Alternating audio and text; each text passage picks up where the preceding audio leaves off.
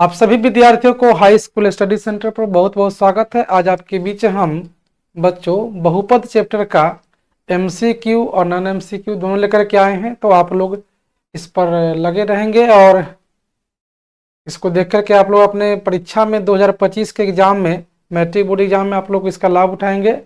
और इसी के साथ देर न करते हुए आपके हम क्लास को स्टार्ट कर रहे हैं। जैसा कि यहाँ पर लिखा है कि एक घात एक वाले बहुपद कहलाता है। क्या था जी? कहलाता है। यानी कि एक घात के जो बहुपद होते हैं उसको बोलते हैं रैखिक बहुपद। क्या होता है बच्चों? रैखिक बहुपद। और अगर घात दो है तो उसको क्या बोलेंगे? द्विघात बहुपद। क्या बोलेंगे उसको? द्विघात। तीन घात होगा तो क्या बोलेंगे उसको? त्रिघात बहुपद। क्या बोलेंगे? त्रिघात। अगला क्वेश्चन है आप लोगों का कि त्रिघात बहुपद का सबसे व्यापक रूप है। त्रिघात बहुपद का सबसे व्यापक रूप है, क्या होगा? तो क्या पहला x square plus b x plus c? तो ये नहीं होगा। X four plus b x cube plus c? ये भी नहीं होगा। ये आपका हो जाएगा x cube plus b x square plus x plus d, जहां a is equal to not zero. क्या हो जाएगा? जहां a is equal to not zero. यानी कि आपका ये जो जवाब है, आपका ऑप्शन नंबर क्या आ जाएगा बच्चों? सी हो जाएगा। क्या हो जाएगा? Option number C. अगला क्वेश्चन है कि बहुपद एक्स स्क्वायर माइनस ये 4x है प्लस 1 के मूलों का योग। हम बताए थे आप लोगों को बच्चों, मूलों का योग में सबसे पहले हम a का मान निकालते हैं। तो सर a 1 है, b क्या है? तो -4 है, c क्या है? तो 1 है। यानी कि मूलों का योग यानी कि अल्फा प्लस बीटा, यानी कि माइनस बी बाई क्या होता है? ये अल्फा प्लस बीटा क्या होता है? माइनस बी बाई ए। यानी कि माइनस ये 4, ए का मान 1 हो जाएगा, यानी कि 4 बटा क्या हो जाएगा? 1। यानी कि ये मूलों का योग क्या हो जाएगा? -4 बटा, यानी कि 4 बटा ए, यानी कि 4 आंसर आ जाएगा। यानी कि आपका जो ऑप्शन नंबर क्या हो जाएगा? ये आपका बी इसका आंसर आ जाएगा। क्या आ जाएगा आप लोग का? ऑप्शन नंबर बी आ जाएगा। चलिए, उम्मीद करते हैं कि आप लोगों को चीज समझ में आ चुका होगा। आगे बढ़ते हैं।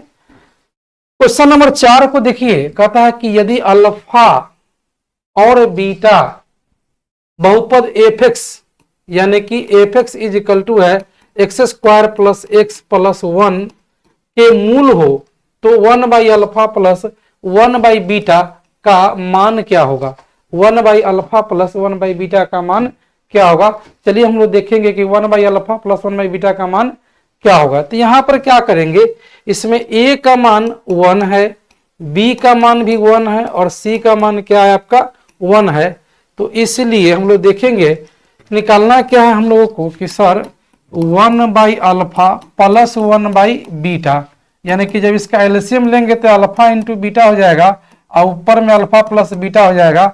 और अल्फा प्लस बीटा होता है माइनस बी बटा ए और अल्फा इंटू बीटा क्या होता है? सी बटा ए, यानी कि माइनस बी बटा ए इंटू ए बटा क्या हो जाएगा? सी। तो ए से ए कट जाएगा, यानी कि माइनस बी बटा ए, यानी कि -1 बटा में हो जाएगा 1, यानी कि आपका 1, यानी कि जवाब क्या हो जाएगा आपका? -1 इसका आंसर हो जाएगा। और -1 ऑप्शन किस में है? बी में। क्या हो जाएगा आपका? इस प्रश्न के लिए जवाब क्या हो जाएगा? Option B. नेक्स्ट क्वेश्चन है कि यदि एक बहुपद के मूलों के योगफल तथा गुणनफल क्रमशः 2 तथा -5 है तो द्विघात बहुपद होता है। तो आप लोग को बताए थे हम द्विघात बहुपद के लिए सूत्र क्या होता है? द्विघात बहुपद निकालने के लिए एक सूत्र बताए थे कि होता है ये a into x square minus alpha plus beta into x plus ये अल्फा इंटू क्या होता है?